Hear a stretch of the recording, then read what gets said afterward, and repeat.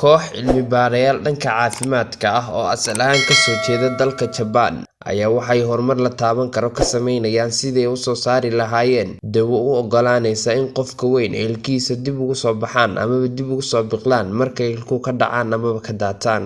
Isku daygan cilmi baadhiseed ee dhanka caafimaadka ah waxaa la filayaa in si rasmi ah u bilaaban doono bisha July ee sanadka 2024. Haddaba ujeedka ugu weyn ee laga leeyahay ayaa ah in qofka dib ugu soo biqlaan ama dib ugu soo baxaan ilkaha, waxaana daawadan si rasmi ah loo heli doonaa sanadku markuu yahay 2030.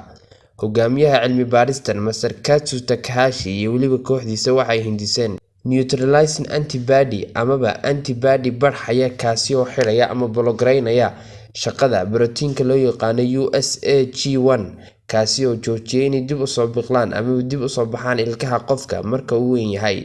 Haddii lagu guuleysto isku daygani caafimaad ee cajiibka ah, waxay noqon doontaa mid wax weyn ku soo kordhisa dhakhaatiirta afka iyo weliba ilkaha amaba dentistry-ga, gaar ahaan marka laga hadlayo beerista iyo weliba toosinta ilkaha.